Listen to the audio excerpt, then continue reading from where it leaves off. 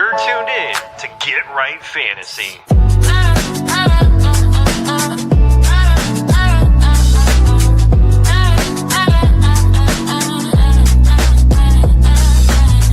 Hey everybody, Adam Rank here. What's up, friends? Daniel Dopp here from the Fantasy Focused Football Podcast over on ESPN. It's Fabs here, Michael Fabiano from Sports Illustrated. You know who you can trust if you've got some questions about your fantasy squad?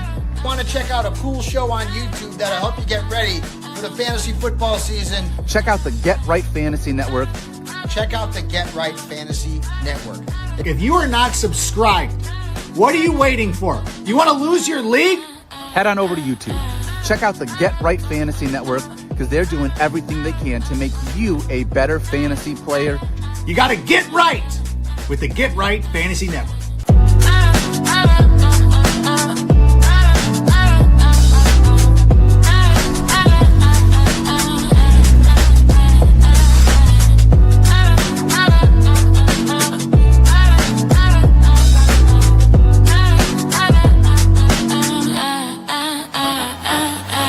You're tuned in to Get Right Fantasy. What up? What up? What up, world? Welcome back to the Get Right Fantasy Network. I'm Mike Herrick, aka Classic Mike. Tonight, I'm here with my good buddies, Kendall and Evan. What's going on, gentlemen? How are you guys doing tonight? Great to see the both of you again. It's nice to have a trio co-hosting this show. I know you guys have had some great stuff going on between positivity and maybe some hardships, being a new father's coming up. I mean, congratulations to the both of you too. Yeah, no, I still got a few days left, but I know Kendall's been taking it like a trooper. yeah, no, man. Things have been great, dude. The fab's growing. We're just learning how to survive on less sleep, but yeah, thankfully, we're crushing it so far in the start sit calls. At least I've been pretty on point. So not the best redraft season for me, but I've got some dynasty teams. I've been in the cooker for a minute. Things are happening. I got Kyle Pitts a bunch, and we're still surviving. I'm still in it even after that. So been looking forward to talking some football. So yeah, I had Kyle Pitts in our OG listener league, and I was so thrilled that I got to unleash him this week, which was great. And I also have Mark Andrews just waiting in the wings for his matchup versus the Bengals. So tonight I'll be helping you guys, or we're going to be helping you guys answer your week 15 playoffs. We're there. It's sad. It's like a bittersweet thing. Start sit questions. We're also going to go over some news and notes and injuries that have led up to today. If you guys have questions that you want answered right away, just you can throw us a super chat. We will stop everything just to answer your question. Otherwise, we're going to be answering them as they come in the chat in the order that they're there. Just a quick little disclaimer. Please make sure you guys are using, the format full, half, non-PPR, tight end premium, 12 league, 10 league, based on the question, of course. If you're doing trades and stuff, give us a little bit of a broader, not a broader. We need a little bit more information, specifics. So let us know about that. No bye weeks. So happy no one's on a bye.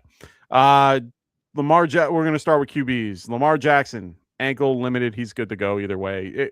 He keeps taking the day off, and he'll be limited Wednesday and then off on Thursday. Like, I'm going to stop for a minute. How do you guys feel about Lamar moving forward? I know we've talked about it offline a few times, but how do you guys feel with him moving forward?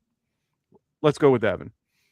So I am hoping that the Baltimore Ravens get some new coaches in charge of this football team. I think this is an ultimate disaster that has been happening under the Harbaugh regime for quite some time now. They were able to get away with it for a few years just because I think they just had some better offensive linemen and they had some better defenders on their roster outside of Roquan Smith. But I think they have a case of being so predictable that they are losing games as a result of it, and they had to do stuff like get rid of like the ping pong tables in the locker room, and it seems like there's personality issues too, that they're just not taking this seriously enough. And if John Harbaugh can't round up the troops and get them motivated the way Ben Johnson does for my Bears, maybe it's time for a coaching change. And I feel the exact same way about the Steelers too, but we're not talking about them right now. As far as Lamar Jackson goes, my way. as far as Lamar Jackson goes, though, I still say he's a strong dynasty hold. It's just like Justin Jefferson, right? Like Justin Jefferson, you're disappointed in, but he's still a strong dynasty hold. Both of these guys are still in their prime. They are not must-sell candidates. I mean, Lamar Jackson, unfortunately, is a lost cause for this redraft season, but don't fall for a lowball offer in dynasty if somebody wants Lamar that badly from you. Yeah, fair enough. Kendall, what about you? Let's go with redraft. So I guess I kind of have a bit of a boring answer with Lamar, right? The first part is like it's a caveat, right? Of like realistically in redraft, if you have Lamar, you've probably legitimately, due to injury, at least had to dip into the waivers at least once. You probably kept that person on your team, so you're like, you've probably got a decent option against Lamar, right? So you're kind of saying, hey, do I roll the dice on maybe something more consistent, more reliable, your box score, and you're looking like, hey, man, I just can't afford one of these weird things that Lamar's been doing. If I have a rock solid option, I feel real good about it. That's a really short list. Maybe right now I'm just doing Lamar, but the boring answer, it's really just a historical model situation. It's why do we draft? Why do we like the players like Lamar? It's because on a league, I think that has more parity than less on any given Sunday. And I think the likelihood of somebody repeating historically what they're doing versus staying in a funk when it's a bit of an aberration, at least from the rushing side of things, I just think he's going to do enough of the time and have enough historical success, at least red zone trips, because of the way, when you've got a quarterback with the type of weapons he has, his legs, it tends to lead to you just moving the chains a little bit.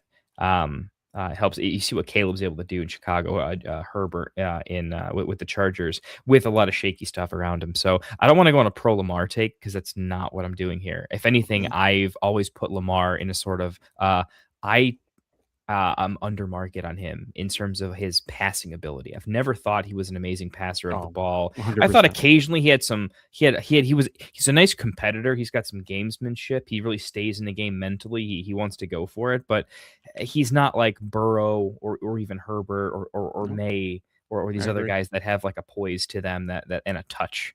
But I'm just going to stay in the flames with the legs.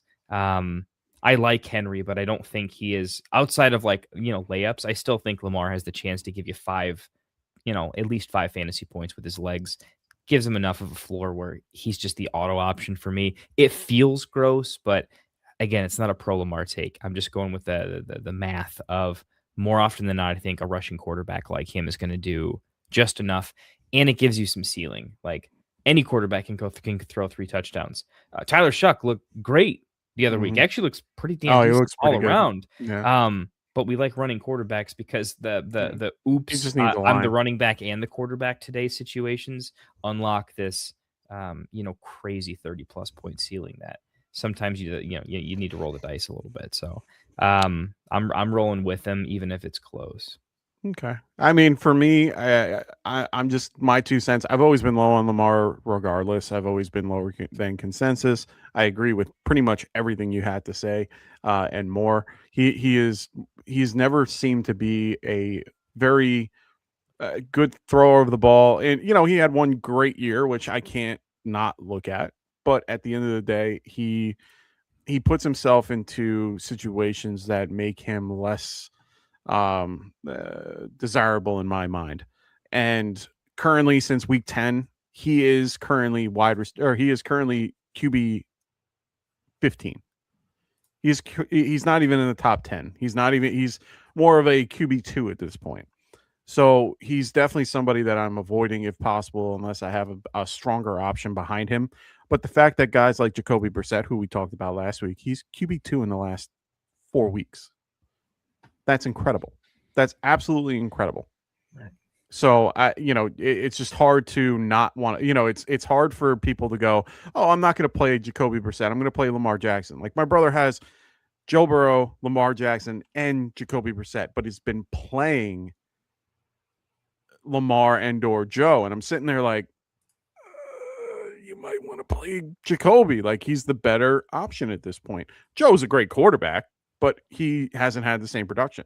Well, he did, when he came back, but that was in the snow and all that. I would much rather play Joe Burrow over Jacoby Brissett because Brissett's ceiling is 2 touchdown passes because he really only has Trey McBride and he's got an overachieving Michael Wilson to throw the football to in the red zone. Michael Wilson's not even a strong red zone guy in the first place, but he's just being a beneficiary of being force-fed the football because they don't have anybody else. And Marvin Harrison Jr., who we're going to get to pretty soon, is also out for Week 15. Yeah. So Brissett is going to be facing a really tough Houston defense, and I got to give Brissett credit, though. He did play pretty well against a really tough Rams defense. Yeah, he's been playing very well against good defenses regardless. He's passing for 40 times a game. He doesn't do a ton with his legs, but he doesn't need to because he's been throwing the ball well, accurate. He gets the ball out quick. He's a good overall. He's been a great replacement to Kyler and what they should be looking for moving forward.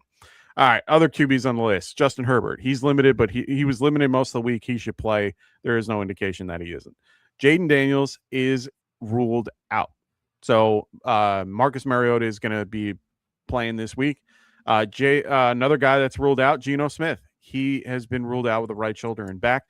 To be honest, I'm surprised it didn't happen earlier. He has been banged up most of this season. Every game you just see him. He looks like the Walking Dead.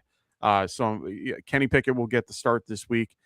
Brady Cook is also going to be getting this start this week with Justin Fields and Tyrod Taylor both being ruled out. And then here's the fun one. Colts had Riley Leonard from Ohio State. He has been dealing with a knee injury, a PCL injury. He was at full practice all week. They just brought in Phillip Rivers, which good old 44-year-old Phillip Rivers, who hasn't played football in 5 years. I should also mention Riley Leonard graduated from Notre Dame. Well, Notre Dame. My bad. I confused the two guys, Will Howard and him. My bad. Appreciate it. Thank you. But they brought in Rivers, and so they haven't named a starter yet. Who do you guys think is going to be the starter? Well, according to Stephen Holder of ESPN, who is also a Colts insider, he's pretty dead set on Phillip Rivers being the starter based on the practices he was witnessing. And from his experience with being an insider journalist, he also mentioned it's not difficult to understand and come to the conclusion of who a team is looking to start. This team really wants to get Phillip Rivers back out onto the field. They wouldn't have gone out of their way to get him on the team if they really believed in Riley freaking Leonard. I mean, let's be honest, guys. Yeah, or Brett Rippon, for that matter, because Brett Rippon, he was fine against a bunch of four-stringers and a bunch of backup, four-stringers and like borderline like roster bubble guys in the preseason for my Bears. But he's not starter-worthy, unfortunately. So P. Rivers is absolutely going to be starting on Week 15, and I'm going to bank on the insider for the Colts to confirm that. Oh, 100%. And then they brought in, I think, Sam Ehlinger too, if I'm not mistaken. So they do. Again? I thought they did, or they looked him up or something like. I remember they had him come in or something. I heard something about that because they wanted some familiarity. He's on the Broncos practice squad still. Bronco, that's what it was. Okay. So either way, I thought I remember seeing the name Sam Ehlinger for some reason. Anyway, whole point is, I agree. I think it's going to be Phil as well. Coming back after 5 years. It's going to be interesting, to see how that turns out, especially in the matchup that they're currently going to have. I currently have him at QB 25 versus the Seattle Seahawks. So it should be interesting to say the least. Running backs, let's get into them. Alvin Kamara, he has been ruled out. His teammate Devin Neal, he was limited, but he is good to go with an abdominal injury, which is different than the ankle or knee or whatever he had. So it's a little different, but still good to go.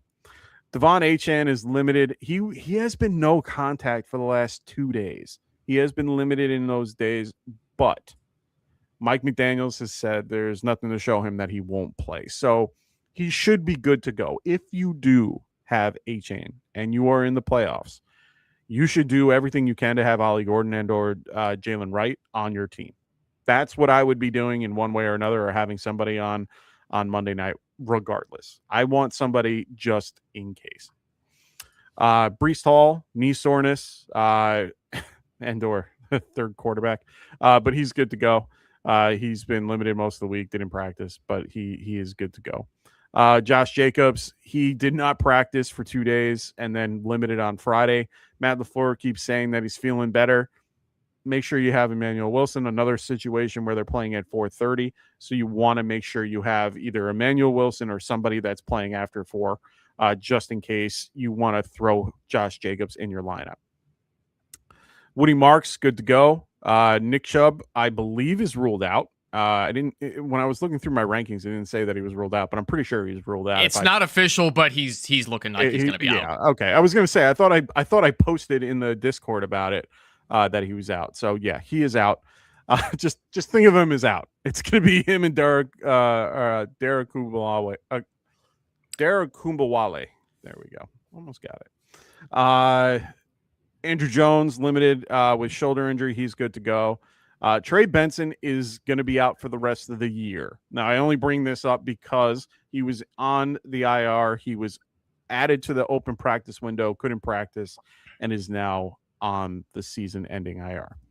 Chris Rodriguez pulled his he has something wrong with his groin. He was limited for the last 2 days. He's listed as questionable versus the Giants. So just know that going ahead. They're going to be a little banged up going in against the Giants this week. I don't know if that's good or bad. As Evan discussed before, Marvin Harrison Jr., he's out with a heel injury. He's been officially ruled out. Roma Dunze, he was limited and then a full today, so he should be good to go. T. Higgins, he was ruled out today with a concussion. CeeDee Lamb cleared concussion protocol and will be playing on Sunday Night Football, so just be aware of that. Ladd McConkey, good to go with a foot injury. Jordan Addison, he had an Achilles injury. He's good to go. Jaden Reed, still dealing with the shoulder, but is good to go, should play. Debo didn't practice today due to illness, so just be aware of that. That's another situation that I would just be keeping your eye on, and come back on Sunday morning. Just Tis the season for a lot of people getting sick at this time of year, including certain 100%. YouTubers that I follow as well. I was going to say, I've been listening to a lot of people, and a lot of people are, hi, so yeah, everyone is a little stuffed up, even me. Terry McLaurin is, he didn't practice on Friday. It was considered a rest day, so he should be fine. He practiced Wednesday and Thursday, so just be aware of that. Tight end injuries, real quick. This is an easy one. David Njoku, he's been ruled out, and I know all the people that have Harold Fanning are really happy right now. Mason Taylor is ruled out as well for the Jets. Mark Andrews, he's good to go. Theo Johnson should play. Both had limited practice throughout the week, and then Andrews had a glute injury that popped up late in the week. The big one is Jake Ferguson. So right now, and I think we're going to talk. I know that somebody in the chat was talking about Josh Jacobs and Jake Ferguson. Jerry said he should be good to go. You guys okay with that? I'd say so. Jake Ferguson definitely wants to get out there, being one of Dak Prescott's favorite targets. I mean, he's been a low-end tight end 1 all season with a floor of 5 targets since week 11. It's a calf injury. Those things do linger. They can be annoying, but being that he's been having limited participants, they have to manage his load a bit because it is a calf injury and they have to try not to overstrain him. I think he will take on his usual volume, and he should be easily a tight end 1, a low-end tight end 1, assuming he plays. Aiden, I appreciate you looking that up and getting that for us. That does make a lot of sense now that I see that. So I remember I did see something about that. Well, yeah, I agree. I think he's going to play. I think they need him. I think this is, crunch time. They want to be involved. They're on the bubble. They're trying to get in. I think they're going to do anything they can to get him in and, give Dak everything he needs. All right. You guys ready to go? Ready to jump into some questions? Let's do it. So we got Jamie. Jamie goes, Evan, man, I'm going to be waiting for the wild animal to jump out from your background. Yeah. So the background that I have right now is a backyard that I used to have in a rental house that I had more than 10 years ago. It's been a long time since I've seen it in person, but those were old days when I was younger, and I don't miss that place anymore. It was fun while it lasted, but I'm happy moving forward from it. There you go. And it looks nice. That looks like a moon, like one of those nights where like the moon was really, really strong. So That's exactly what it was. Yeah. oh, that's what it was. Nice, nice. I love it. Warrior Loft goes. I was once 1-3. I'm in second place, 10-4. Thanks, guys. We That's love what we're it. here for, brother. That's why we are here to help you guys get these wins. So Warrior was the one. Are you guys worried about Josh Jacobs' knee injury? Sounds like it's not serious, but they are being extra cautious and containing the situation. Let's go with Kendall. What are you thinking about Josh Jacobs? I mean, he's such an auto start where it's not an injury where he's not going to risk not playing, right? Mhm. So the idea is, how clever are we trying to be here, right? It's a team that, if he was injured, I think they would just sit him. They're not like at risk of not making the playoffs. I don't see them as being stupid enough to really run him out there if he's really injured. And players are going to play. It's one of those things. Running back, every workout or every practice is going to be a little bit tough, right? That maybe the hits aren't as crazy. Look, from a fantasy perspective, there's no leagues I own him in where this is too scary not to play him, even if he loses a few snaps. And let's go ahead and, Vegas probably with this news probably lowers his totals just a little bit, not meaningfully enough where he's not the red zone guy. The only real issue is, could he risk slight tweak in the game and he could be out, right? Like, that's a real thing. That's the scenario that I look at where I want to avoid disaster. Very few matchups where I think I'm comfortable enough benching his upside to be a little bit safer. There are some if I have Kyle Pitts, okay, sure. At that point, actually, I mean, legitimate situation. You want to increase your winning chances by a few Correct. percentage points. I'm taking all my questionable guys like Rome, Ferguson that we just talked about, right? If I just had Pitts drop a 40 ball, yeah, I'm taking all my oops, they could be injured out. But for everybody else, it's just I tend to be on the philosophy that says you shouldn't overreact to injuries in general. If you did, just assume the entire NFL is questionable every day, every year. Just it's really what it comes down to.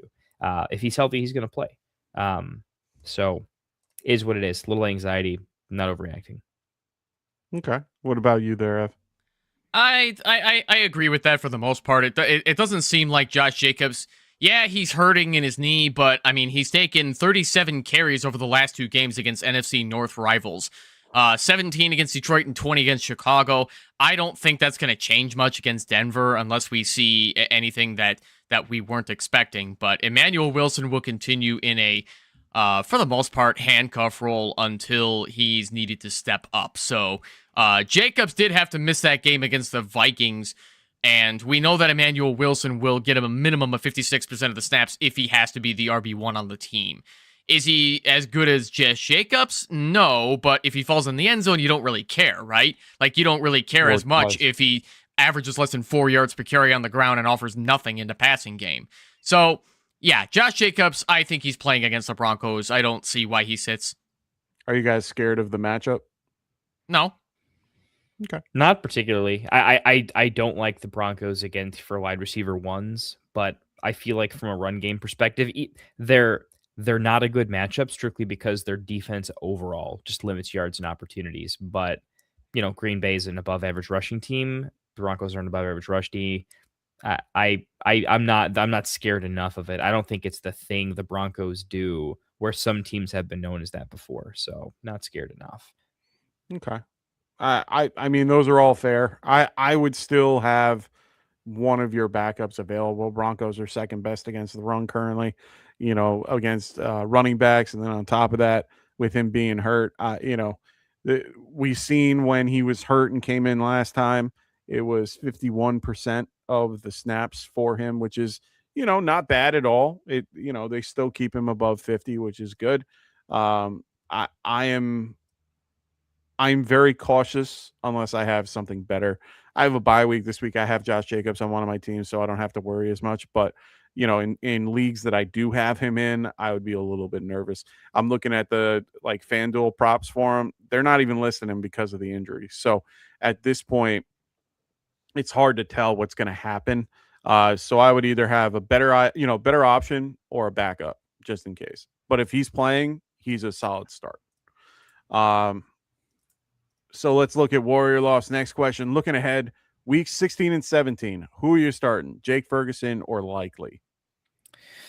Ooh, I mean, I'll jump in just real quick. I think that answer really could change pretty significantly here. I know. I mean, Ferguson, how much does the injury hamper him? That's a look and see. What does the Ravens' offense and particularly passing offense look like? Right, this is definitely a wait and see. I almost don't want to give an answer. I can only give you like my rest of season up and downs with these guys. I am starting to get off of Jake Ferguson a little bit, only because I think he's the same player, but the offensive identity is moving away from him in a way that's not his fault. Sometimes you can be the same NFL player, but the path to success for an offense or the way they want to go just kind of isn't towards you. And it's no fault of his own. I liked him in the red zone for a long time. That's just not how they do their offense, especially with Javonte doing what he's doing.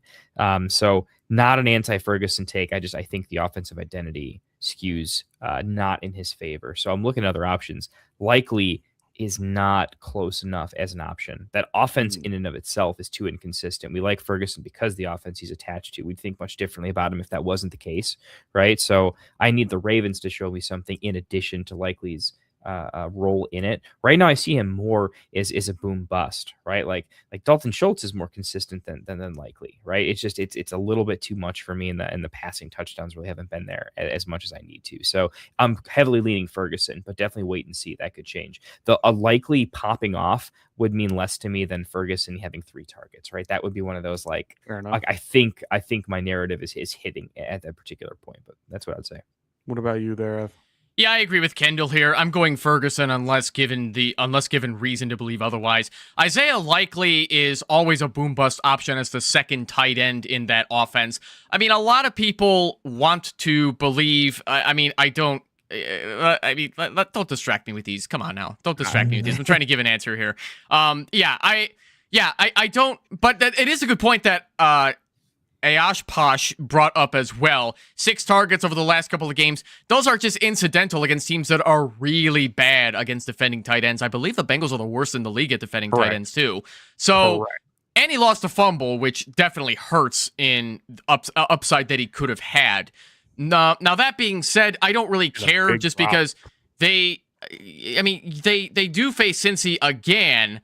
And yeah, he could get another 6 targets. I don't know how quality they're going to be because the Ravens are one of the most unpredictable teams in the league. But I'm not starting him over Jake Ferguson, who's clearly the top tight end option on that team, even with both CeeDee Lamb and George Pickens out there, where Likely is, I don't even know what option he is out there because Andrews is also still the starting tight end. The Ravens just need a hard reset on everything. They clearly don't know what they're doing with their offense. And I don't know what they're even trying to accomplish with everything because it's not working. So in the meantime, just give me Jake Ferguson over Likely. Yeah, I'm gonna have to go the same boat. I don't mind the schedule moving forward, with Minnesota, the Chargers, and Washington moving forward. Those are all negative narratives that can work in Ferguson's favor, especially the Washington game during your championship weekend if you get there. The Likely schedule, I completely understand. And I have picked up Likely in a few spots, but mostly, to be fair, because I'm trying to play defense a lot more than I'm trying to play offense in that particular scenario. I have a lot better tight ends that I would rather play in those scenarios, in general. Likely is a little bit farther down on that list. I think I have him on 12, but I have him currently at 12. And it's mostly because of Cincinnati's defense and the history of this whole year has been against the tight end, and pretty much every tight end has gone nuclear against them. So it's hard not to rank him a little bit higher than normal, but that's only 1 week. Next week is not going to be the same. The week after, not going to be the same. Yeah, like Kendall said, I'm willing to just be like, and just go with Jake Ferguson moving forward and get my points in the coming weeks. So you at least have a safe floor with Jake Ferguson, where 100%. Isaiah Likely does not have a safe floor, and I'm not shooting for upside, or I'm not taking any risks in the playoffs. I mean, maybe you disagree with me on that part, but I like a safe floor in the playoffs because I want to at least know that I'm putting myself in the best possible chance to have a victory no matter what round I'm in. Yeah, So, and I mean, even Ferguson has been, we can bring up likely 6 targets in 2 games.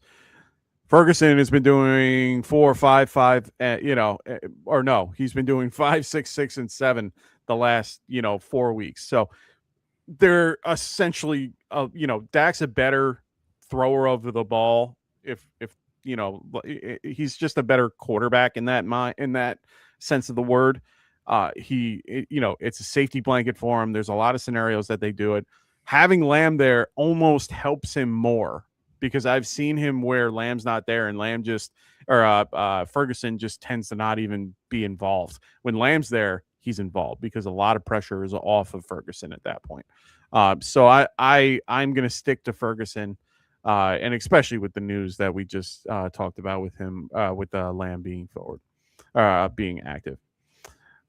Jamie, what's going on, man? So he goes start 2 in Superflex Dynasty. Nice. Dart, Hurts, Stafford. They're all in my top 7 rankings this week. I already know my answers. Evan, what do you think? I don't even have to think twice about this one. well, I do because I don't expect Jalen Hurts to suck all season long like he did with the 4 A lot of people are going to be moving off of Hurts because of the 4 interceptions and the fumble that he lost against the LA Chargers. Yeah, the Eagles are a beautiful disaster this year with all that talent, and yet they can't get it done against teams that they should, in theory, be beating.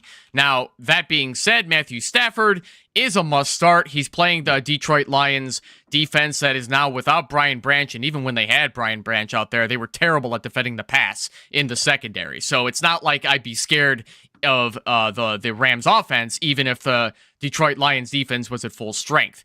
Hurts is playing against a Raiders defense that is pretty much rolling over and just letting teams do whatever they want to them at this point. Maybe Max Crosby is still trying, but it's a lost cause for the Raiders.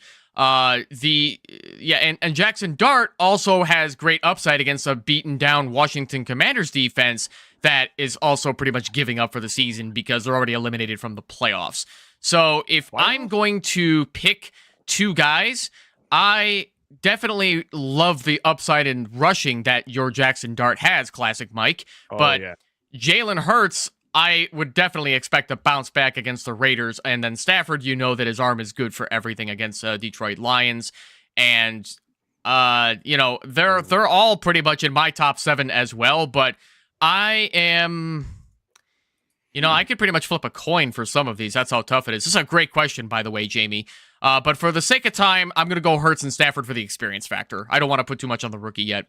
Ooh, Kendall, you go. I already know mine. Stafford's the easy one in. Top 2 or 3 for me this week. Probably rest of season. That's the auto start there. Like both matchups, Washington I don't think is doing much. Although it's fair to be said that I don't think New York has the best weapons, best feel for their offense right now either. So I feel like sometimes Dart has been overperforming what I think his lines might otherwise have been. It's, I think, a better way to look at his production than something to be more consistent. I think I want to look at a larger sample size, like Evan's alluding with Hurts. I'm gonna stay. I'm gonna stay with Hurts here. I'm gonna stay with. There's more paths to that offense being okay. Like the reason we're reacting to that offense being broken is like it shouldn't, and it definitely shouldn't against Las Vegas. It's really the previous game was crazy, but like the crazy mistakes were the weird part. I think more often than not, Hurts is just going to have a better offensive game here. I like Dart. I want to see it a little more consistently. I don't know that Dart's still going to have the same rushing upside. Daniel Jones, when he didn't have the same rushing upside, was a different quarterback for me. It is really close. I just have Dart a few more below Hurts. And if I have to do it, I'll tell you this. If it was a worse matchup for Jalen, right, I would be very comfortable and happy going Dart, right? I went Dart over Lamar for that long stretch the last couple weeks. This is just it's a Las Vegas team that doesn't have a lot going well for it, right? The quarterback situation's bad.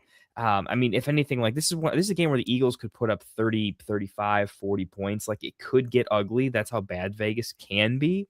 The amount of I don't see Vegas doing anything on offense, right? So the Eagles are going to have the ball in the red zone like most of the game, right? Like that's a very plausible outcome.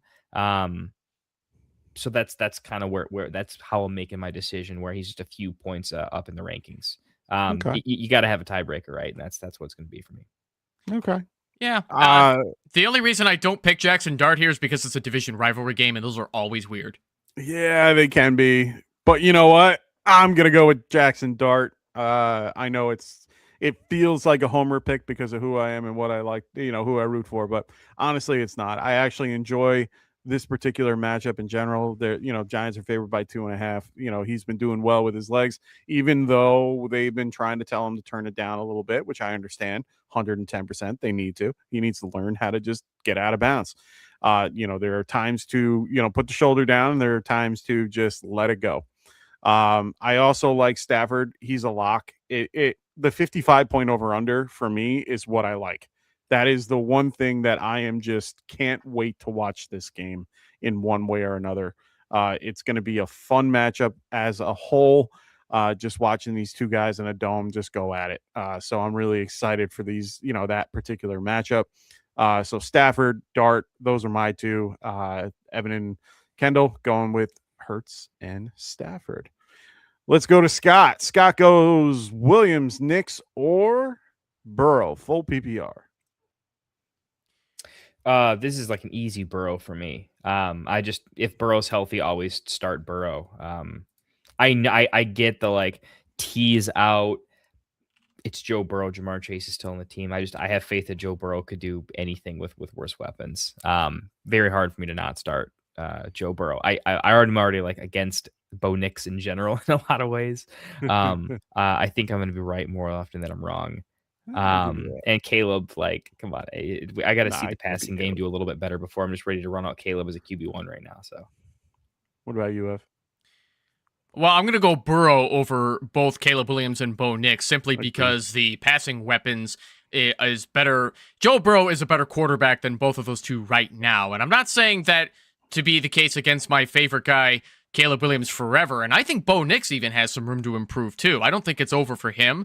But Joe Burrow is the established veteran with the established passing weapons against a Baltimore secondary that can't even stop a stop sign.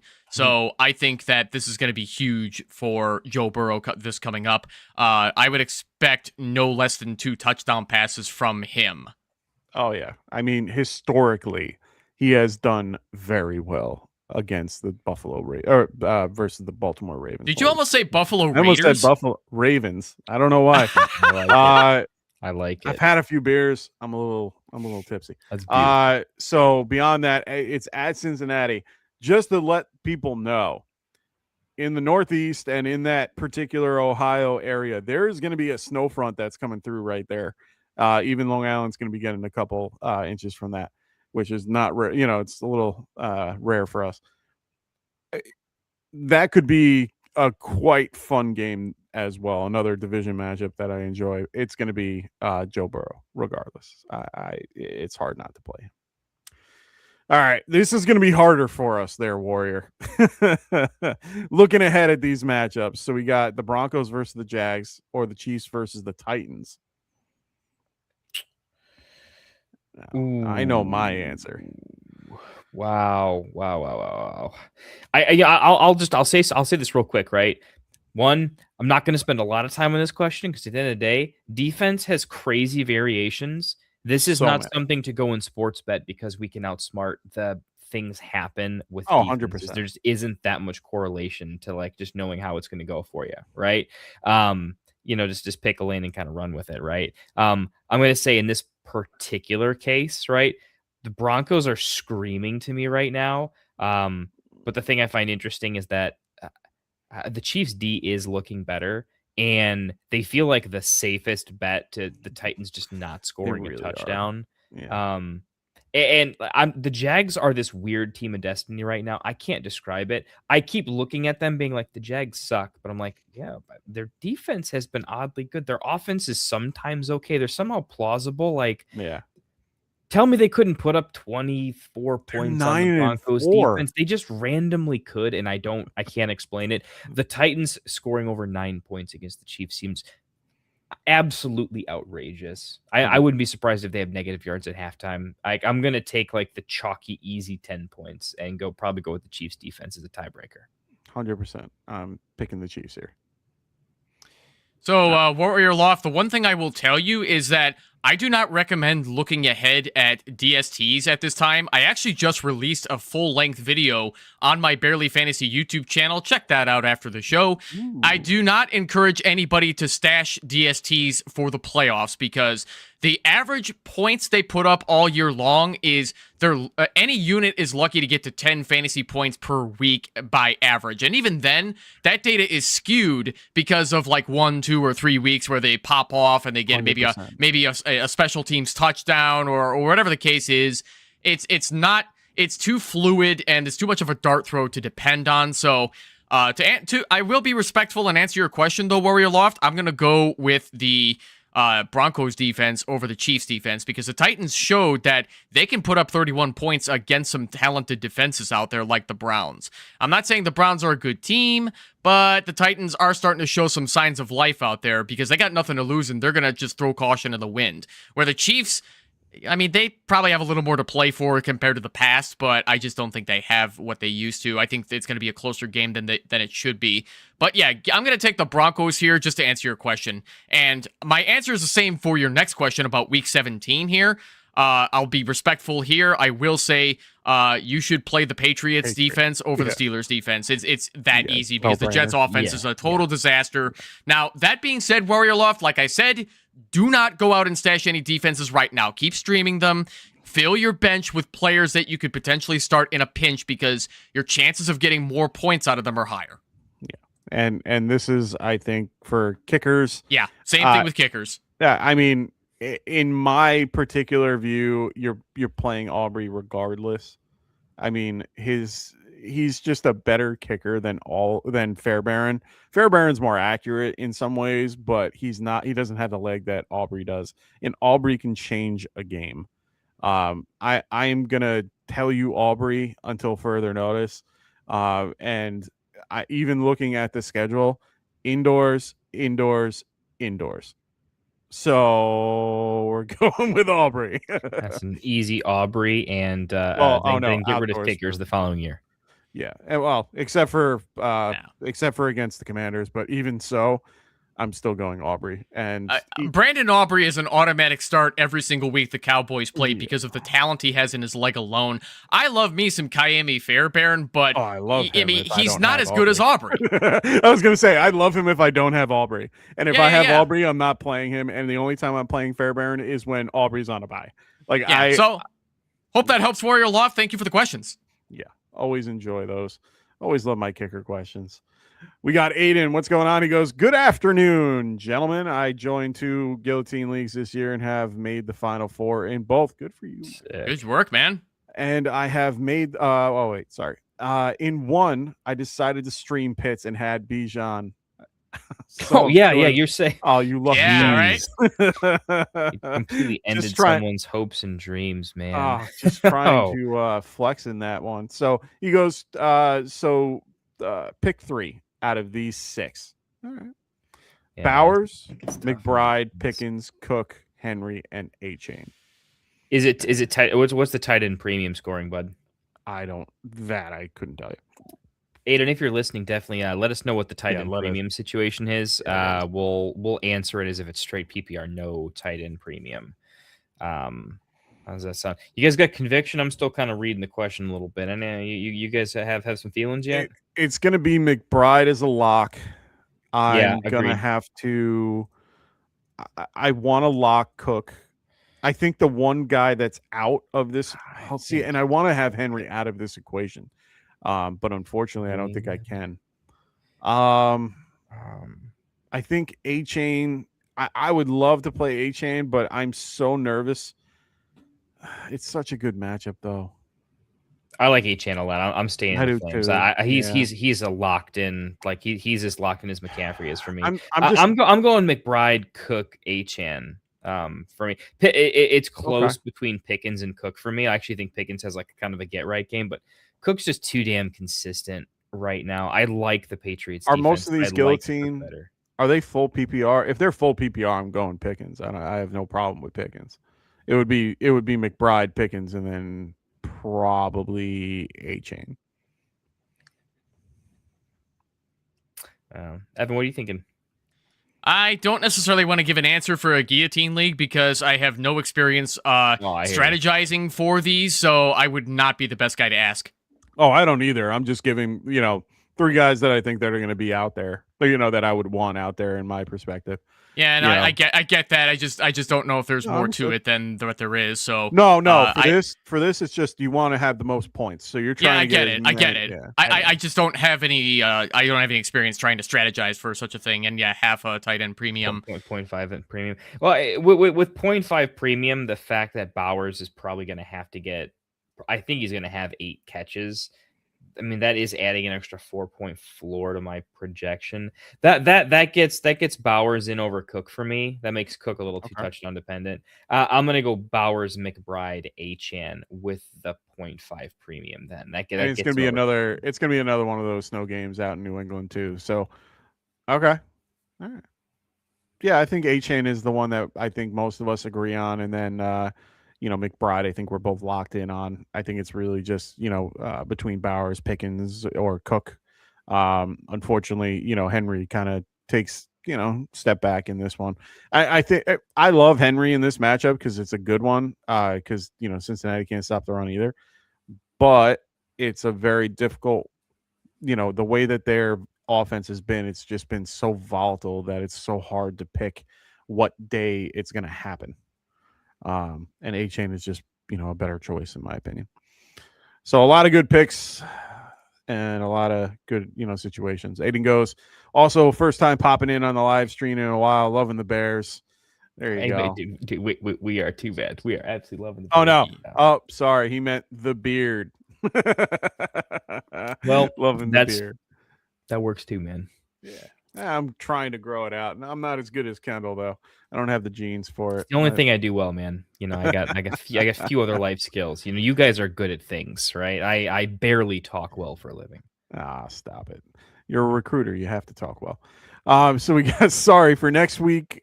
Question: would you start 3 guys in one game? Kyron, Stafford, and Rams defense. In this case, yes. Oh yeah, easy. I get. Don't worry about defense. Defense doesn't matter. Actually, defense running back has positive correlation. Oftentimes when you have a defense you're happy starting, that typically 100%. leads to better field position, correlates directly to running back, 10 zone, red zone chances. So easy correlation there. So just don't look at it as 3 and 1. Look at it as 2 and 1, right? 2 and 1. Yeah. The only time I'm not playing a defense is if it's against that person. Yeah, then I'm not easy. Yeah. No, I would feel fantastic about it. Hold on 1 second though. Hold on. I mean, are we talking week 16 or 15? I'm assuming this is 16, and either way, I'd still be doing it. Yeah, well, I mean, against even against the Seahawks, like Stafford and Kyron are pretty much locks. I mean, you have to start them either way. Yeah, I would be finding a different option for the Rams defense, but I would agree.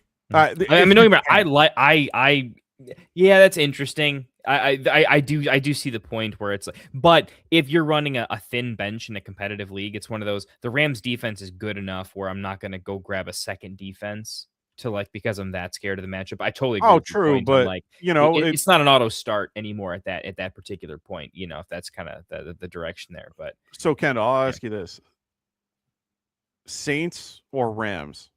Saints are going to be going against the Jets. Saints.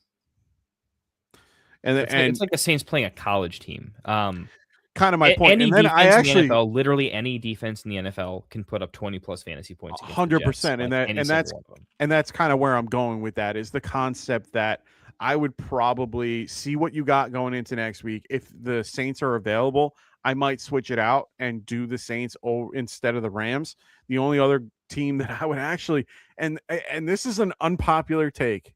Another team that I'm actually targeting for defenses? I'll tell you mine if you tell me yours. It's the Chiefs. I am targeting the Chiefs, and you know why? They are down 4 offensive linemen on their team currently. They are on their third backup for their particular tackle on the left. They are also off, like, and he's not coming back for the rest of the season. And then their left tackle still isn't coming back. Their right guard still out. They have been banged up at the left guard, and Humphrey is the only guy there. I am targeting any defense, I don't care who it is, versus the Chiefs. And it's because Mahomes has not been able to play well in the last few weeks because of that. And I think that even the Titans defense has a decent pass rush. They have Jeffrey Simmons that clogs the hole in the middle, and they have good pass rushers on the outside. Just saying, I've been targeting the Chiefs in some ways if I can, but I would rather have the Saints. I rather have who else do I see here? I'd rather have, well, you're not going to have the Texans to be at. I would have the 49ers versus the Colts. I would love to have that matchup. That would be fun. And then the other one would be the Bills versus the Browns. I would like that one very much as well, because I think that was a one-off for Shador, to be quite. You've made that game, watching it, more intriguing to me in a way I didn't think before, because you do have this interesting knack, as long as I've been doing the show with you, to every It's now a and line again, versus line. when you have man. a weird defensive conviction, somehow you have a weird defensive whisperness about you in fantasy. So it's got me spooked enough. You haven't swayed me, but I am now. Dude, I'm telling you now. You've got some voodoo on it. Can I interest picking, you in a guy that and a team that no one talked about, that is, it absolutely should be a up there in a big streaming conversation this week. And Evan, I want like at least a 30-second take on this. Why is no one wanting to start the Bears this weekend against Cleveland? We are well coached. We are just a decent all-around unit, in my opinion. We are going up against a rookie. They are also down a bunch of. I was just gonna say, and we are just amazing at takeaways. We're gonna control the pace of play. Shador could be in for a seeing ghosts day against a well-coached Chicago Bears defense that takes the ball away, which we like for defensive scoring. It correlates to fantasy. Oftentimes, the Bears correlate better to fantasy than the NFL sometimes, with our takeawayness that we've been prone to lately. And I think we could absolutely just show. And we're in a get right window. I get a very, very typical, like, Green Bay was the closest thing that I can call a good loss. Can I at least have input here? Well, yeah, please do tell. Yeah, so I think the reason that a lot of people are sleeping on the Bears DST this week is because, in general, NFL fans are haters on our team. They're thinking that we're not for real, or we have a cake matchup, we're getting lucky with our wins. There's a lot of teams a lot of people, fans of other teams, that are making excuses against the Bears because they saw our record last year with Eberflus, and they think we suck, and we're just overachieving this year. A lot of people don't believe in us, and I ain't worried about that, because all that matters in the end is that fantasy football, you put up points. They put up 12 against the Cowboys, 11 against the Raiders, 10 against the Commanders, 14 against the Saints. They haven't put up a double-digit fantasy production since then, but at least there's at least a decent floor for it. And against a Browns offense that's going to really struggle, I don't see why not either. No, I like that, and that's a great point. They're also getting their linebackers back, so they have a lot of. I don't see any linebackers on the injury report, which is good for you guys, because they were down 3 the last few weeks. They're only down Kyle Gordon at this point, and they got Jalen Johnson back. They have so many good pieces on that defense. It's just the right time for them to start getting healthy. And I agree. They're right now, Browns are down. They just had Poddick. It just went on, their center, Pro Bowl center, just went on IR. They had Zinter just went on. He's questionable. Doesn't look like he's that great. And then on top of that, Benito, who is pretty good, he's listed as questionable, but he's banged up. So their tackles are the only thing that are saving them. They have a good nose tackle, good group. That's a good eye there, Kendall. I'm actually looking right now to see if they're available, because I like the take. You swayed me in this case. That's why you tune in, man. Every now and again, we get a couple there. This Bears defense also has a lot of Matt Eberflus holdovers, which are not necessarily in alignment with the schemes that Dennis Allen prefers. So I'm just hoping by next season we get more fitting players for a Dennis Allen as opposed to a Matt Eberflus that like to play defense differently, which is working out so well for the Cowboys right now. They're not failing every single week, but let's just say they're not stopping a lot of offenses. There you go. I like it. So those are our answers for you there, Tyler. Hopefully you enjoyed that. Jamie goes, the Browns are without. Oh, okay. So this is back to what we were talking about. That's what we just before. did. Yeah. Yeah. So it was something else that we were talking about. But yeah, it's very very close to that. So Aiden goes, first player to get -4 points in one play. Statistics say he's going to average out. Oh, this is about Hurts with 60-point games. So we'll see how that turns out. I'm not a big fan of Hurts in general, so I don't see that happening. No, dude. I just That's bought the him Giants in Dynasty, fan. like right before. Okay, let's be clear. I didn't like him prior, but I have never been a fan of Jalen Hurts just in general. I'm a fan that if you can run and run and throw, then you're good. But he can't throw the ball. He can run. So Not so sure that's true, but I don't know. Maybe that's another topic for another time. It's more of my eye. I don't see him being. He's not an accurate quarterback in my opinion. From what I see, I could look at statistics all I want, but I got to look at a lot more about the. I forgot what they call it. It's like a catchable ball. They have like a stat for catchable balls and stuff like that. He's very low on that list.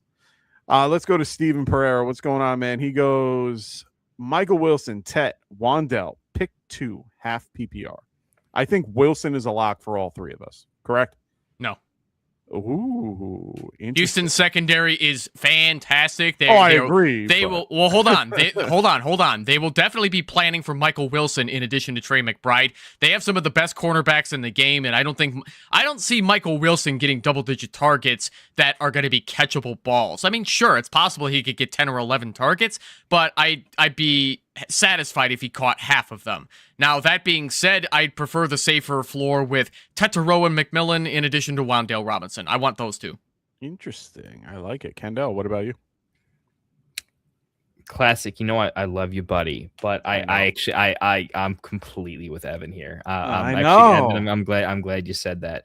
I was off on Michael Wilson becoming a pumpkin when he clearly was staying in the flames there. But Houston's defense does scare me in a pretty authentic way. I'm not. The Panthers are in a very important game, big game for them. I think Ted's going to be over targeted. I think they're just going to force the ball their best guy in high leverage situations in a game that they really need to win. And Wandale is actually my easiest lock out of these guys. He's just the guy. He's just when you start averaging 10 plus targets, you're always getting some play, right? So Wandale's the easy one for me. It's down to Tet, Michael Wilson. I like Tet to score a touchdown more than Michael Wilson, and I like the Panthers just really playing hard in this one, where I think Houston is going to be the team that plays hard and does a bit of damage to the Cards on this one. I also think the time of possession is going to be insane. I think it is an absolute smash spot for Woody Marks. I think he could. I'm going to have a few shekels on him running probably over 95 yards, over 100. I think he's going to do some nice work, and there just won't be enough possession time to really let Michael Wilson cook. I'm not saying I'm not how you skewed me. I'm not off of Wilson this week, but I hate it. This particular case, like I know everything's relative. I'm honestly off of him enough that I'm with that. Okay, so Wandell's the guy that we all agree. Yes, I could definitely agree with Wandell here. Wandell, 100%. I'm going with Wandell everywhere I can. Tet, he had 11 points last time he faced him, 8 targets, 5 catches, 60 some odd yards. Now, well, let's remember, he doesn't like being called Tet. He prefers T-Mac. I know. I'm going based on what we got here. So, yes, T-Mac. I agree with your points with the Houston defense. It's just hard to stop the volume that he could see. I understand completely what you guys said. Don't disagree with it in any way, shape, or form. He has outperformed most people every week, even with Marvin Harrison Jr. out, even against good defenses. But I think that Houston is a step above most of those defenses. Including, let me give him the positive take then here real quick. I'll put it this way: if he wins his matchup, if he just authentically plays a very good real life NFL, like I'm gonna show up to play today and I'm gonna win. I mean, they shut down and he Rice. has a huge game. I'm gonna look at him in a different light. If he shows up and goes like 8 for 10 and a touchdown and just looks amazing, I'm permanently gonna change my opinion of him. Like it would be that big of an accomplishment in the face of what's going to be an adverse situation, and that would be a cool narrative too. Don't get me wrong. It would be so fun to see the shouty shows talking about like Marvin Harrison, wide receiver 2, and Arizona, unrealistic take, but fun. To watch. Mean, it's so hard for me to not. I mean, they've been shutting down every team that's been out there so far, and they just have made a mockery of everybody that they've faced. It's so hard to go with it, and the more I think about it, the more I'm like, oh god, I got to play him in a few spots, but I have no choice in some of those situations, so I'm gonna go Michael Wilson. But you have the choice. You have Tet, you have Wandell. I'm gonna go T-Mac and Wandell here. You guys swayed me. I hate you both. Country Boy Jazz, what's going on, man? 12-man full PPR. Start who? So it's 1 QB. It is 2 running back, 2 wide receiver, 1 tight end, 1 flex. The QBs are Purdy and Mahomes. Let's start with them. Are you going Purdy versus who is he facing this week? They are facing the holy shit, where are they? Oh, the Titans, or Mahomes versus the good old Titans, right? Titans, right? No. Mahomes has the Titans next. I'm sorry, week. Chargers. There we go. This week. I think I'm going Purdy.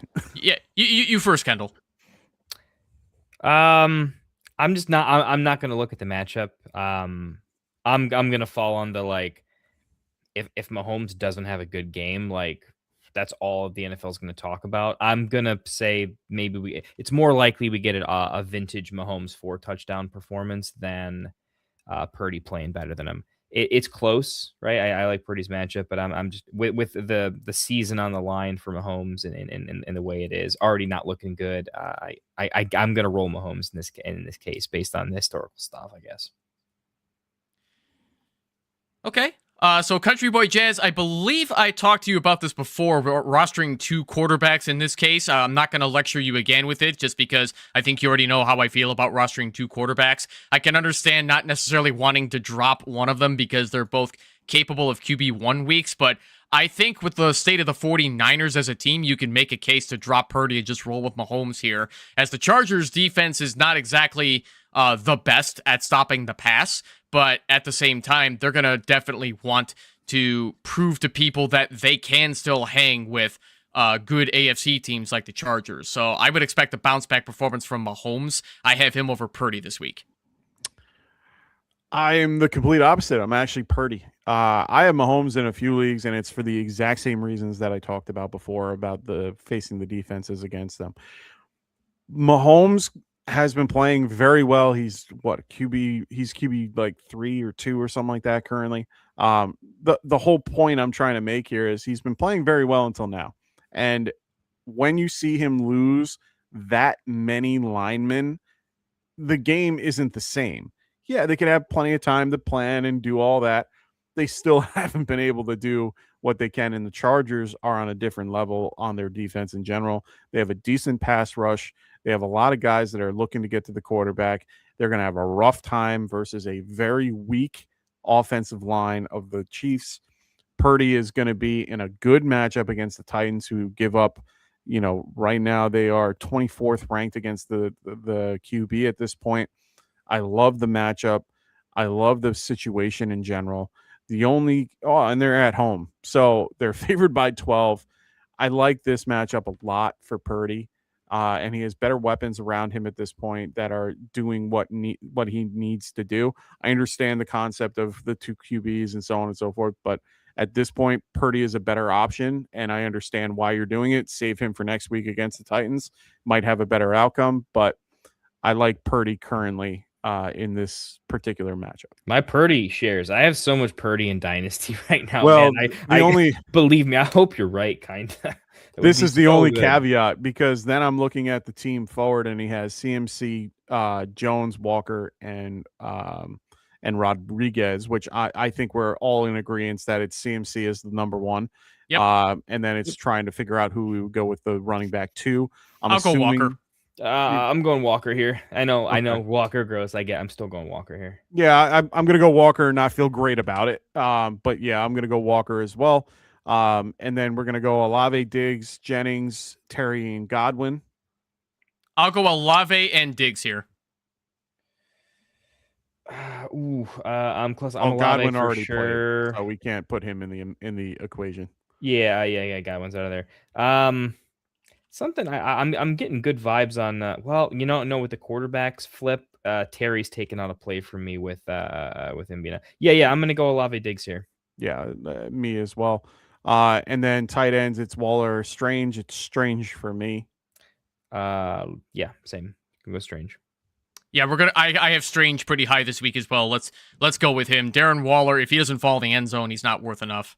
Yeah, Strange is so good standalone, and he's got to catch a touchdown at some point. He's got that Trey McBride luck at this point. Yeah. But they're targeting him a lot. They like him. And then the next is for the D, Rams or 49ers. In this case, this is kind of like the scenario we were talking about before. I have no problem with Purdy, CMC, and 49ers. I'm okay with that particular group. I forget the matchup, but I think the 49ers have it this week, right? Yeah, I think they just have a crazy. Yeah, they're favored by 12, 44 points. Yeah, I'm going Niners here if I have the option.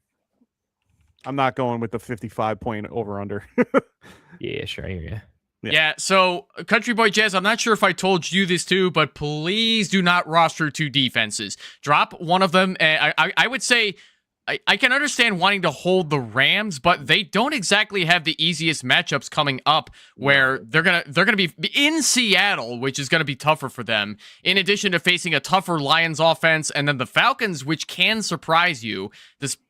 Granted that the Falcons are really only good against the Tampa Bay Buccaneers, but they're not that good against everybody else. But I would rather just play the 49ers this week and go get like somebody else in wide receiver, running back, or tight end that you could have on your bench so that another team doesn't take them. Because you want your best opportunities to come from a flex spot as opposed to a defense where you can only start one. Same reason you don't roster 2 quarterbacks in 1 quarterback league, because you're only going to start one and the other one is just dead weight. So, yeah.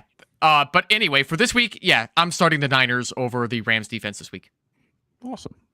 So let's go to Dr. Ken. What's going on, Doc? He goes, want to buy week stash running backs. I might have to use as a RB2 or flex in a couple of full PPR leagues.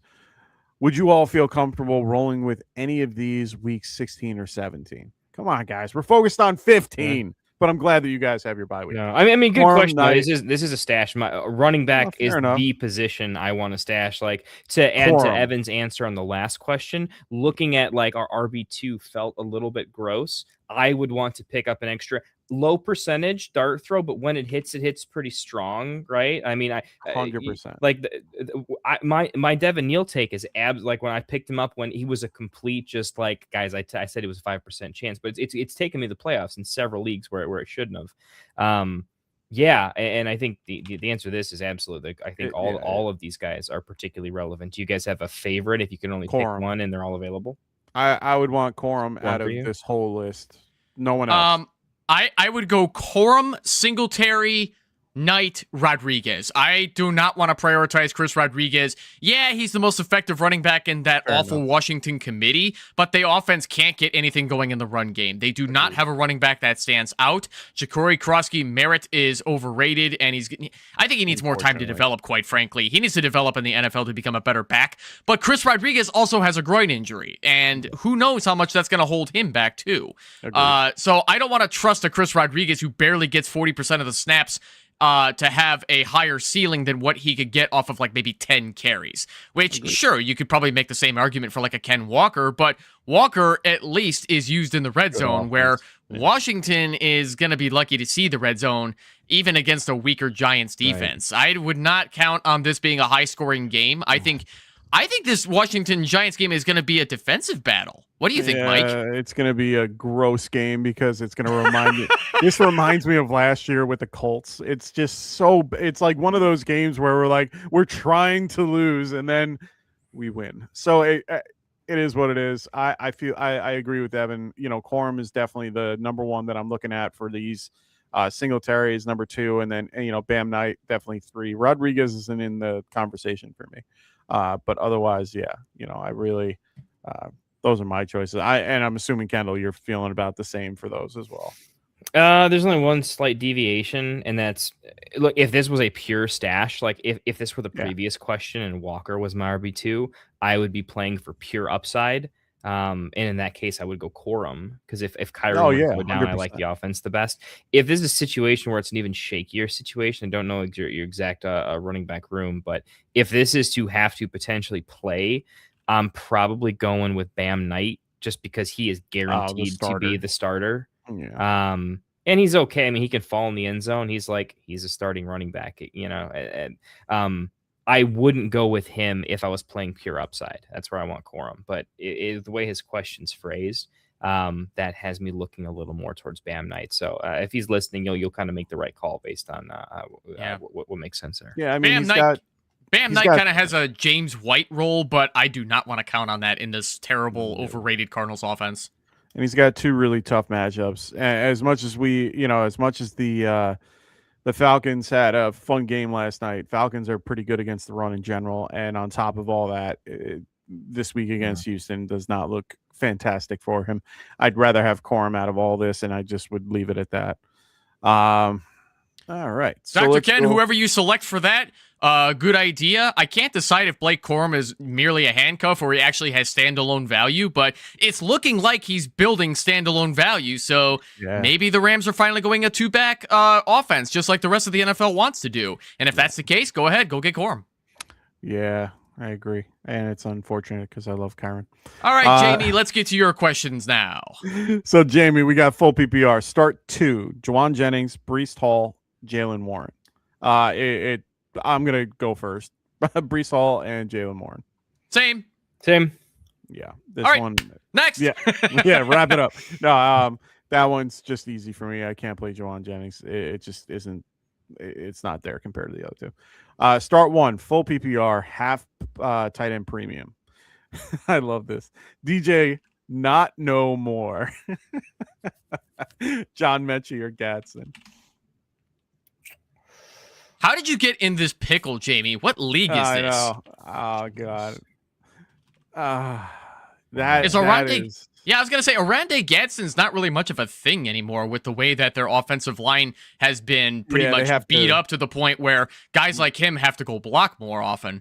But that being said, I think I'm going to go Mechie and DJ Moore. I think DJ Moore is going to bounce back against, even though Cleveland's secondary is good, I think DJ Moore is going to have the bounce back game because he was freaking pissed about not getting the ball on that last drive. Let's just okay. He was open, man. I'm saying it again. Kind of. I know that we had this whole conversation. Like NFL open, right? Like open enough that a play could be made. I am not a Bears fan, and I am the one sitting in the seat going, throw to him. He had 3 guys, 3 all defensive players ahead of him on the sideline, and he slowed down completely. I understand going for the gold, but guess what? Get your 1. You need 1 just to keep the clock moving or just to get the ball down the field. Give it to the guy that can get you that yard. He's right there. You don't need to throw it into coverage. Ridiculous. Horrible. I think if Caleb did a floater to DJ Moore, it would have easily been caught.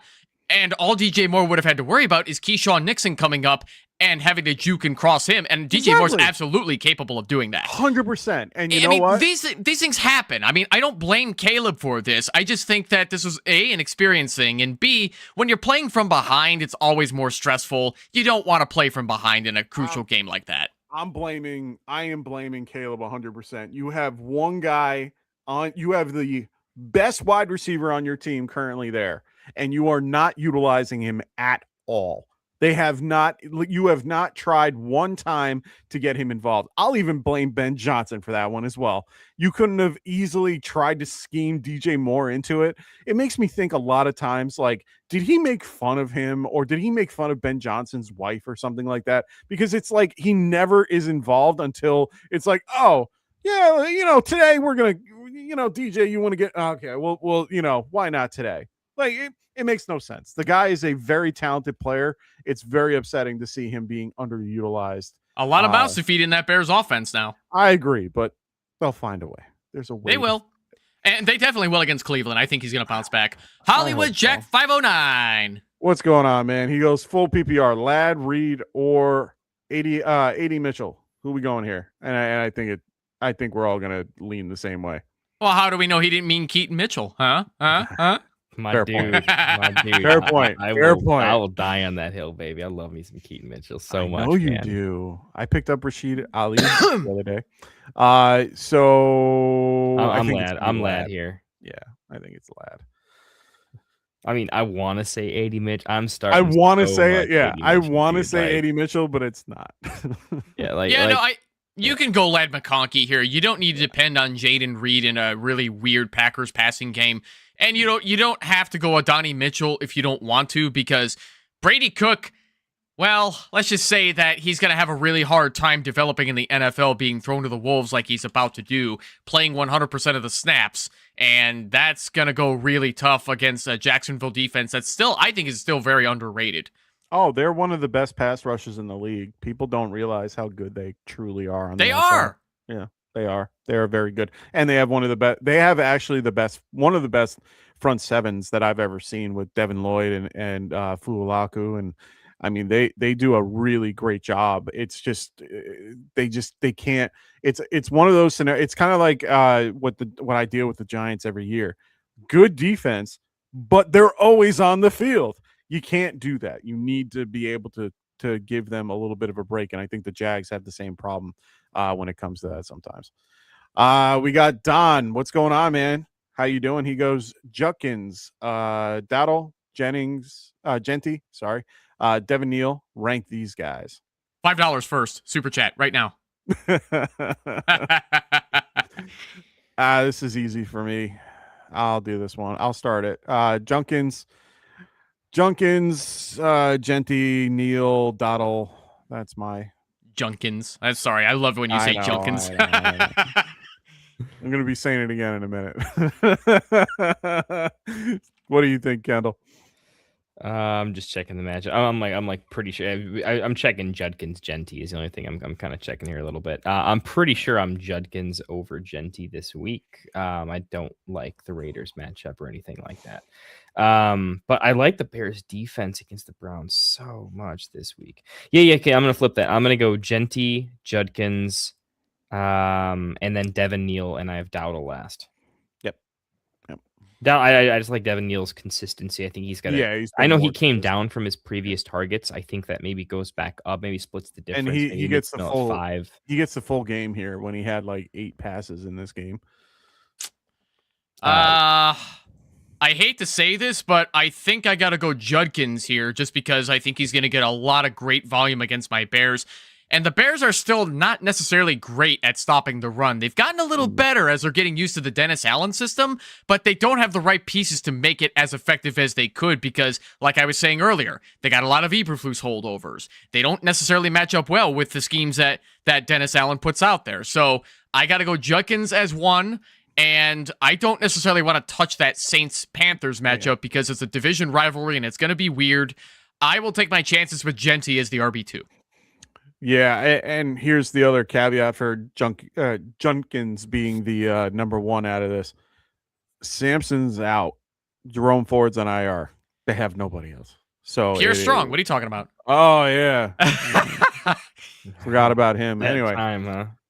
Smokey the Cat, what's going on, brother? He goes, what's up, guys? Was about to play Likely over Pitts. Glad I didn't do that. I'd be in a really bad mood if I sat Pitts. Hey, man, I think a lot of people were in your boat. They saw the matchup and they thought, why the fuck not? Guess what? I'm glad you didn't. I actually am playing. I played him and Andrew. I'm going to be playing Andrews, so I'm excited about that. Jeremy Torres, what's up, man? He goes, full PPR, need 2 running backs, 1 tight end. All right. Harvey, Brees Hall, and Walker or Devin Neal. So let's do that one first. Brees Hall, Devin Neal. Interesting. I'm gonna go Brees Hall and RJ Harvey. I really like RJ Harvey. Yeah. What is your obsession with RJ Harvey? I like Harvey. I loved him in college. Absolutely loved him. I thought he was a little him. mini Kamara. He had great contact balance, just a really savvy pass catcher. Like he was a good enough shifty rusher where I thought he was like a better Tajay Spears as a rusher. Not like crazy elite, but shifty, good, can average a good yards per carry against pretty much anybody without lacking like crazy explosivity traits. And I liked the contact balance, a la like just like a worse McCaffrey or Kamara. He's just slippery, and he's a guy I always saw a different version of James White, where he can kind of just always get 5-6 targets, and he doesn't have to be. He's a guy I always saw in the NFL with, like, if you ever give him 10 to 12 rushes and 5-6 targets a game, he's going to be good with them. He's actually underperformed straight up where I actually thought he was going to be. I was so high on him coming out of college, and I've almost just telling myself, I'm betting on my own take from him in college. I'm betting that like he's better than I even see him in the NFL right now, but we'll have to see. I need to see more of the eye test. I still think he's almost like a little bit of Travion for me, where you've seen Travion, but I haven't really seen it from RJ yet. And I'd like to see some more explosive runs. So, but that's why I thought I was more. I thought I was more into this at this point, but I was really high on I love RJ Harvey. I'm big on it. But looking at this question, the more I look at it while you guys were talking, not really loving Brees, but I love the volume. The matchup against the Jags, 5th best against against running backs. Brees might be throwing some touchdowns in that game. Just keep. No, fair enough, and you're not wrong. This is going to be a really crazy. I thought about betting it. I really did. I don't blame you. Can I at least explain why I'm not going RJ Harvey here? Look, I was going to ask you. Packers are really good. Packers are great against the run. Yeah. So listen, I mean, first of all, the Packers did get better against defending the run. The last 100%. several years, they were not good at it, but since basically 2020, like half of 2023 going into 2024 is when they got better at defending the run. I think the Packers are going to be forcing Bo Nix to throw the ball, and the Broncos are going to have to pass the football in order to beat them. Now, that being said, we've also got Brees Hall, which I think will have to get involved in more ways than he's comfortable. And Ken Walker is still sharing with Zach Charbonnet, and I don't want to trust that over like Devin Neal and 100%. Brees. And that's why I'm not. It's obvious the Broncos want to make RJ Harvey the guy. I'm scared he's going to be the next Phillip Lindsay. Oh, interesting. Yeah, that name's come up a lot in my 24 years old, and it took him a while to get going. Yeah. They draft drafted pedigree though. Like explain draft pedigree. They drafted Royce. They drafted Royce Freeman to be the guy years ago, and then Phillip Lindsay undrafted came out of nowhere. Yeah. But Phillip Lindsay was also 24 and out of Colorado State, and he had like 2 good seasons, and then he was done. I'm scared Harvey's going to be done after like 2 seasons. Okay. The whole point I'm bringing up is I kind of want Devin Neal in this lineup, and the only reason why is because they're facing Carolina. Carolina is actually the worst out of this group against the run. So for me, I'm trying to get Devin Neal in this. It's hard for me not to play a guy like Harvey or Brees Hall, just talent-wise, but the teams aren't doing what they normally have, and they've been really having a rough time the last few weeks. Harvey is actually the only good, like has been doing real well, but Brees doesn't have anyone behind him. It's so tough. I'm trying to pick between Brees and RJ Harvey, and then going with Devin Neal. Devin Neal, I think, is my lock, which is weird to have the bottom end being the lock and not the top.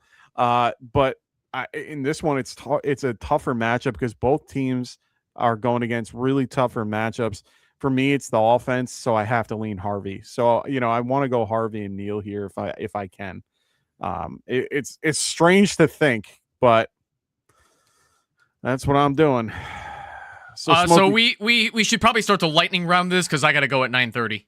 Oh, not a Central problem. Time.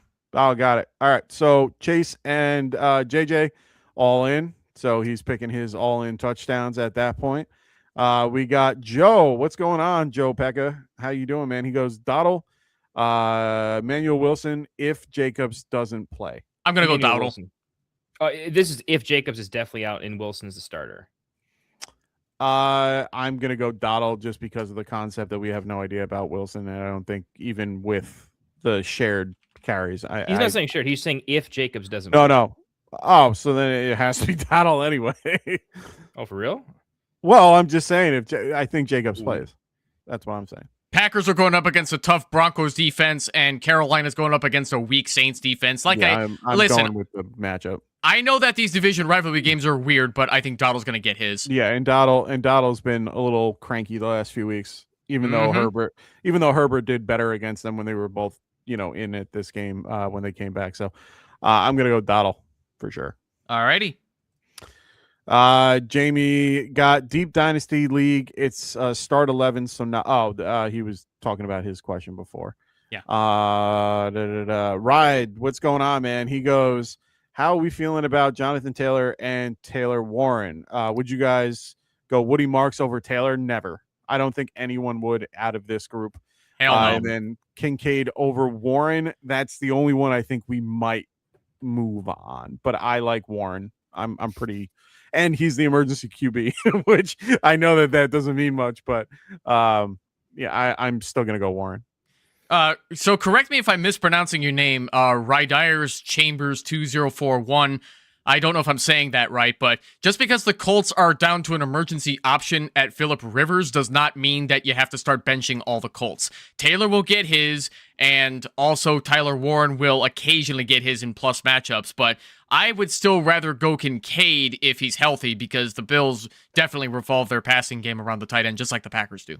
Yeah, and Taylor is going to get his with Rivers. Rivers is a smart man that will check down to the guy that he knows is going to get him, and do well with him. So, I'm not. And I know you have Harvey too, but if there's a way that you can start all three, do it. All three running backs. I would start Kincaid over Warren, but if you could start all three running backs, do it.